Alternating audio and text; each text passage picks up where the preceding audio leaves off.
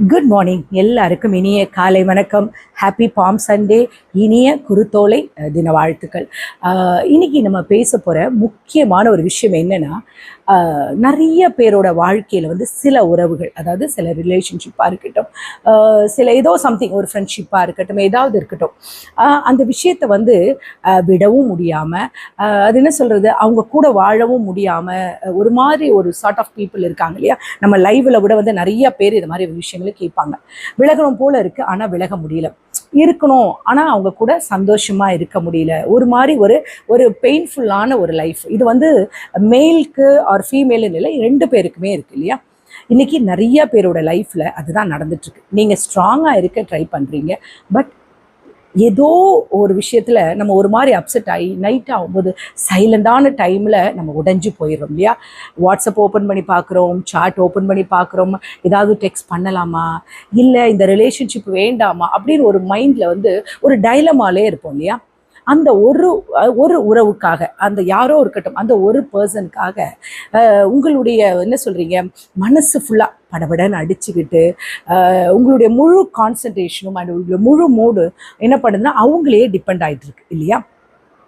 இது வந்து இப்போ இருக்கிற ஜெனரேஷனில் பார்த்தீங்கன்னா லவ் அதிகமாக கிடையவே கிடையாது. இது வந்து ஒரு பெயின்ஃபுல்லான ட்ரூத் இது.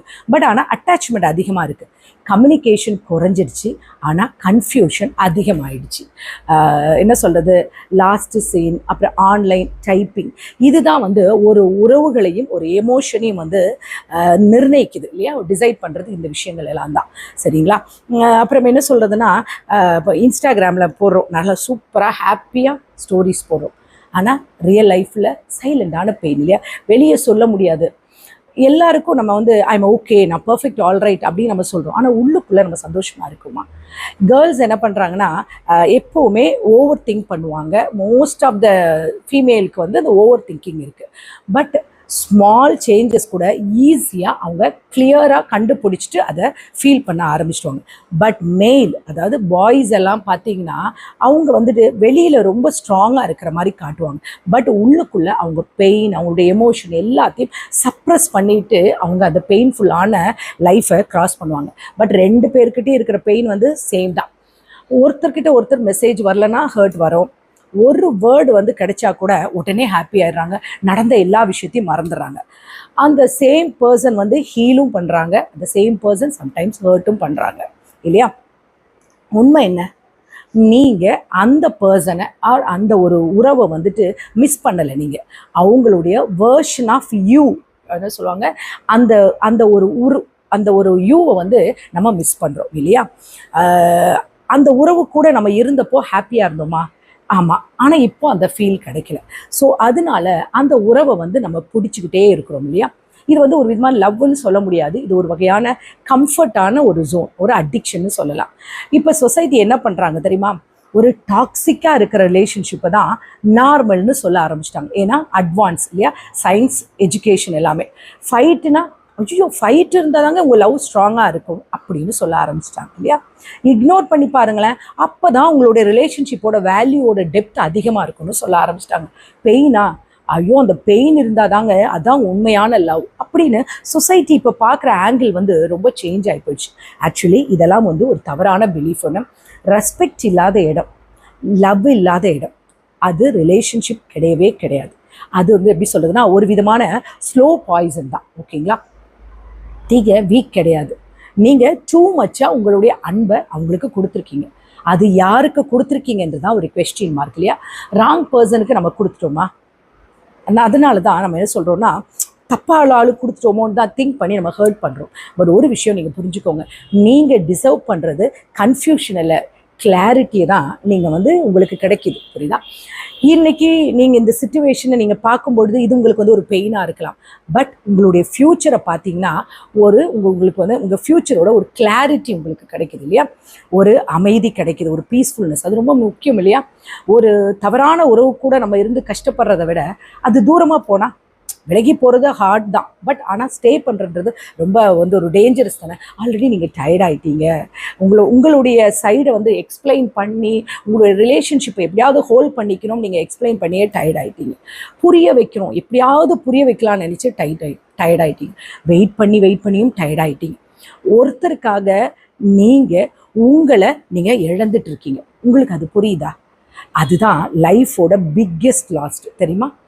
ஒரு நாள் நீங்கள் வந்துட்டு ஒரு தனிமையாக இருக்கும்போது உங்களுக்கு தோணும் இல்லையா, அந்த நேரத்தில் நீங்கள் போயிட்டு என்ன சொல்லுங்கள், உங்களை ரொம்ப ரொம்ப நீங்கள் திங்க் பண்ணிக்கிட்டே இருப்பீங்க. பட் ஆனால் உங்களை நேசிக்கிற உறவுகள் வந்து உங்களை சுற்றி இருக்கிறது உங்கள் கண்ணுக்கு தெரியவே தெரியாது.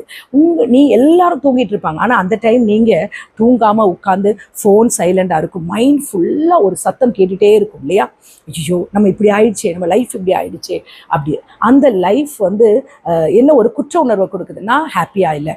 இதை நம்மளால் யாருக்கிட்டையும் சொல்ல முடியாது. ஏன்னா யாரும் நம்மளையும் நம்மளுடைய பெயினையும் நம்முடைய ஃபீலிங்கும் கண்டிப்பாக யாரும் புரிஞ்சிக்கவே மாட்டாங்க. ஏன்னா அது அவங்களுக்கு வந்தால் தான் தெரியும் இல்லையா. நீங்கள் ஸ்ட்ராங்காக இருக்க ட்ரை பண்ணுறீங்க, ஆனால் உங்களுக்குள்ளேயே வந்து என்ன சொல்கிறத உங்களாலே கேரி பண்ண முடிய மாட்டேங்குது. ஒரு உறவுக்காக நீங்கள் வெயிட் பண்ணுறீங்க, ஃபர்கிவ் பண்ணுறீங்க, அகெயின் அண்ட் அகெயின் அவங்க வந்து சான்ஸ் கொடுத்துக்கிட்டே இருக்காங்க. ஆனால் அந்த சேம் பர்சன் உங்களை மறுபடியும் உங்களை வந்து வேல்யூவே பண்ணாமல் உங்களை வந்து அவர் ரைட்டாக சூஸ் பண்ணவே இல்லை. உங்களுக்காக ஃபெய்த்ஃபுல்லாக இல்லை, உங்களை ஏதாவது ஒரு இடத்துல பிட்ரே பண்ணிகிட்டே இருக்காங்க, உங்களை ஏதாவது ஒரு இடத்துல அழ வச்சுட்டு தான் இருக்காங்க. உங்களுடைய லவ்வை வந்து வேல்யூ பண்ணவே மாட்டாங்க. அந்த விஷயம் தானே உங்கள் ஹர்ட்டை பிரேக்கப் பண்ணுது. அது அவங்க இல்லாமல் இருக்கிறதால இல்லை, அவங்க உங்களை வேல்யூ பண்ணலையே, நான் காமிச்ச அன்பை காட்டலையே, நான் காமிச்ச இவ்வளோ ஃபெய்த்ஃபுல்னஸாக இருந்தனே, ஏன் இதுக்கு ஒரு ரெஸ்பெக்ட் இல்லாமல் இப்படி ஒரு பிட்ரே பண்ணிட்டாங்களேன்ற அந்த பெயின் தான் உங்களுக்குள்ளே இருந்துகிட்ருக்கு. இதுதான் உண்மையான விஷயம். ஒரே ஒரு கேள்வி உங்ககிட்ட கேளுங்க, நான் இவ்வளவு லவ் கொடுத்தனே, அதில் எனக்கு என்ன திரும்ப கிடைச்சது, நான் எங்கே இருந்தேன் அப்படின்றத நீங்கள் உங்களுக்குள்ளே கேட்டு பாருங்கள். புரியுதா? நீங்கள் இந்த கொடுத்த லவ் சமயத்தில் உங்களை நீங்கள் மறந்துட்டீங்க, தெரியுதா? யாரோ ஒருத்தருக்காக அல்ல யாரோ ஒரு உறவுக்காக நீங்கள் உங்கள் லைஃப்பை பற்றி யோசிக்காமல் உங்கள் லைஃப்பையே தியாகம் பண்ணி உங்களை நேசிக்கிற சுற்றி இருந்த உறவுகளை நீங்கள் வேல்யூ பண்ணாமல் அந்த ஒரே உறவுக்காக நீங்கள் அவ்வளோ டே அண்ட் நைட் அவங்களே கேர் பண்ணிக்கிட்டு அவங்களே திங்க் பண்ணிட்டு வாழ்ந்திருக்கீங்க. ஆனால் நீங்கள் உங்களை விட்டுட்டீங்க, உங்களை நேசிக்கிற உறவுகளையும் நீங்கள் விட்டுட்டீங்க. யாராவது உங்களை விட்டுட்டா உங்களுக்கு அது வலிக்குது தானே? அப்போது நீங்களே உங்களை விட்டுட்டீங்களே, உங்களை நீங்கள் கேர் பண்ணலையா, அது டிஸ்ட்ரக்ஷன் ஆகிடுதுல்ல. திரும்பவும் சொல்கிறேன், இந்த உலகத்தில் ஒரு நாள் எல்லாரும் விட்டுட்டு போயிடுவாங்க. இதுதான் வந்து ஒரு உண்மையான விஷயம். பட் ஒரு நாளும் நீங்கள் உங்களை விட்டுட்டு போகக்கூடாது. நீங்கள் ஸ்ட்ராங்காக இருக்கணும். புரியுதா? நீங்கள் ஒரு நாள் உங்கள் கண்ணாடி முன்னாடி நின்று உங்களுடைய ரிஃப்ளெக்ஷனை பார்த்து கேளுங்க. அந்த ரிஃப்ளெக்ஷன் உங்ககிட்ட என்ன சொல்லுது, நீ என்ன இவ்வளவு ஹர்ட் பண்ண. உங்கள் ரிஃப்ளெக்ஷன் உங்கள்கிட்ட கேட்டால் உங்கள்கிட்ட பதில் இருக்கா? சொல்ல முடியாது இல்லையா. ஏன்னா நீங்கள் உங்களை இன்னொருத்தருக்காக இன்னொரு உறவுக்காக உங்களுடைய சந்தோஷம், உங்களுடைய என்ன சொல்ல சுயமரியாதை, உங்களை நேசிக்கிற உறவுகள், உங்களுடைய படிப்பு, எத்தனையோ விஷயங்களை நீங்கள் இழந்திருக்கீங்க இல்லையா. அப்போ உங்களால் என்ன பதில் உங்கள் ரிஃப்ளெக்ஷனை பார்த்து சொல்ல முடியும்? அந்த ஒரு நாள் வராமல் இருக்கணும்னா இப்போவே நீங்கள் ஒரு டிசிஷன் எடுங்க. யாருக்காகவும் இல்லை, யாருக்காகவுமே நீங்கள் வந்து ப்ரூவ் பண்ண வேண்டிய அவசியமே கிடையாது. உங்களுக்காக நீங்கள் பாருங்கள். உங்களை நேசிக்கிற உறவுகளை நீங்கள் வேல்யூ பண்ணுங்கள். சில சமயம் சில உறவுகளை வந்து விலகிறது ஈஸி கிடையாது. ஆனால் ராங்கான இடத்துல டாக்ஸிக்கான ஒரு ரிலேஷன்ஷிப்பை நீங்கள் ஹோல்ட் பண்ணிகிட்டு இருக்கிறது, உங்களை கஷ்டப்படுத்திக்கிட்ட உறவுகளுக்குள்ளே நீங்கள் ஸ்டே பண்ணுறதுன்றது உங்களையே நீங்களே ஸ்லோவாக கில் பண்ணுறதுக்கு சமம். அதை மறந்துடாதீங்க. அந்த பெயின் வந்து உங்களுக்கு தேவையே கிடையாது இல்லையா. லவ் இல்லையா, ஜஸ்ட் இக்னோர் பண்ணிட்டு போயிடுங்க. அது என்ன சொல்ல, அது வந்து ஒரு இன்டைரக்டாக உங்களுக்கு ஒரு வார்னிங் கொடுக்குது உங்கள் ஃப்யூச்சரை பற்றி. இன்னும் நீ லேட் ஆகலை, நீ அந்த இடத்த விட்டு கிளம்பு அப்படின்னு உங்களை இன்டைரக்டாக சொல்லுது. உங்களுக்கு டைம் இருக்குது, ஒரே ஒரு ஸ்டெப் எடுங்க. சின்ன ஸ்டெப்பாக இருந்தால் கூட அது உங்கள் ஃப்யூச்சரோட ஒரு ஸ்டெப் ஸ்டோனாக இருக்கும். உங்களுடைய லைஃப்பை வந்து ரொம்ப அழகாக மாற்றக்கூடியதாக இருக்கும். உங்களை திரும்பி மாற்றக்கூடிய ஒரு விஷயமா இருக்கும். நீங்கள் இழந்த உங்களுடைய சந்தோஷங்களை திரும்ப எடுத்து கொடுக்குற ஒரு சான்ஸாக இருக்கும். எதுக்கு சும்மா அழுதுகிட்டு, எதுக்கும் சும்மா அப்படியே அழுது ஃபீல் பண்ணுறதை விட அழுதுட்டாலும் அதுக்கப்புறம் அந்த வலியெல்லாம் தூக்கி தூரம் போட்டுட்டு வாழ கற்றுக்கோங்க. இந்த வலி, இந்த கண்ணீர், இந்த டார்க்னஸ், இந்த லோன்லினஸ் எல்லாம் சேர்ந்து உங்களை ஒரு புதிய ஒரு வேர்ஷனாக இந்த உலகத்துக்குள்ளே கொண்டு வரும். புரியுதுங்களா? அந்த நாளில் நீங்கள் யாரையும் ப்ளேம் பண்ண மாட்டீங்க. உங்களை விட்டு போன உறவுகளுக்காக நீங்கள் கவலைப்பட மாட்டீங்க. நீங்கள் நிமிர்ந்து நீங்களாக சொல்லுவீங்க, நான் யாரோட லைஃபோடையும் நான் சர்வே பண்ணலை. என்னை விட்டுட்டு போன உறவுகளுக்கு முன்னாடி நான் தனியாக நிற்க ஆரம்பிச்சிட்டேன். இன்னைக்கு நான் இவ்வளோ ஸ்ட்ராங்காக நிற்கிறேன்ட்டு நீங்கள் ஸ்ட்ராங்காக சொல்லுவீங்க. இனிமேல் என்னால் விலக முடியல, யாருக்கா இல்லாமல் என்னால் வாழ முடியல அப்படின்னு சொல்கிறீங்களா?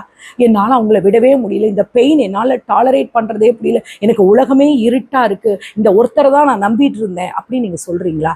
தயவு செஞ்சு இனிமே அந்த மாதிரி விஷயங்களை பேசாதீங்க. உங்களை நீங்கள் காயப்படுத்திக்காதீங்க. எந்த உறவுகள் நமக்கு ஒரு உபயோகம் இல்லாத உறவுகள், நம்மளை வேல்யூ பண்ணாத உறவுகள், நம்மளை உண்மையாக நேசிக்காத உறவுகள், நமக்கு துரோகம் பண்ண உறவுகள், தயவு செஞ்சு ஒரு தடவை மன்னிச்சிடலாம், 2 தடவை மன்னிச்சிடலாம், 3 தடவை மன்னிச்சிடலாம். தயவு செஞ்சு உங்கள் சுயமரியாதையை இழந்து அதை அக்செப்ட் பண்ணாதீங்க. புரியுதுங்களா? இனிமே உங்கள் லைஃப்பை பாருங்கள். விலக முடியலலாம் ஃபீல் பண்ணுறதெல்லாம் ஜஸ்ட் இதெல்லாம் சொல்கிறதுதான் ஒரு வார்த்தைகள் தான். சரி, அதெல்லாம் கிடையாது. நீங்கள் நினைச்சா விலக முடியும். ஏன்னா அந்த உறவுக்காக உங்களை நேசிக்கிற எத்தனையோ உறவுகளை விட்டு நீங்கள் விலகி இருந்தீங்க இல்லையா? அப்போ இந்த ஒரு உறவு உங்களால் கண்டிப்பாக விலக முடியும். விட்டுட்டு நல்ல ஒரு லைஃப்பை பாருங்கள். உங்களை நேசிக்கிற உங்கள் பெற்றவங்களை நீங்கள் ரெஸ்பெக்ட் பண்ணுங்கள். உங்களை நேசிக்கிற உங்கள் நல்ல ஃப்ரெண்ட்ஷிப்பை பாருங்கள். புதிய ஒரு லைஃப்பை பாருங்கள். உங்களுடைய எஜுகேஷனில், உங்களுடைய ஃப்யூச்சரில் உங்களை கான்சென்ட்ரேட் பண்ணுங்கள். அந்த எல்லா வழிகளையும், அந்த காயங்கள் எல்லாத்தையும் உங்களுக்கு என்ன சொல்ல, அந்த மார்க் எல்லாம் நீங்கள் உங்கள் ஃப்யூச்சரை பில்ட் பண்ணுற ஒரு ஒரு ஒரு ஒரு புதிய ஒரு பாதையாக பார்த்துக்கோங்க. இனிமேல் ஒரு நாளும் என்னை இவன் ஏமாற்றிட்டு போயிட்டான், என் லைஃப் என்ன ஆக போகுது, இல்லை என்னை ஏமாற்றிட்டு போயிட்டா, என்னை ஏமாற்றிட்டான்னு சொல்லி இனிமேல் பேசாதீங்க. உங்களை நேசிக்கிற ஒரு உலகம் உங்களுக்காக காத்துக்கிட்டு இருக்கு. அதை நீங்கள் மறந்துடக்கூடாது. இனிமேல் எல்லாரும் சந்தோஷமாக இருங்க. இந்த நாள் உங்களுக்கு இனிய நாளாக இருக்கு நம்ம கடவுளை வேண்டிக்கிறேன். Take care, bye, love you all.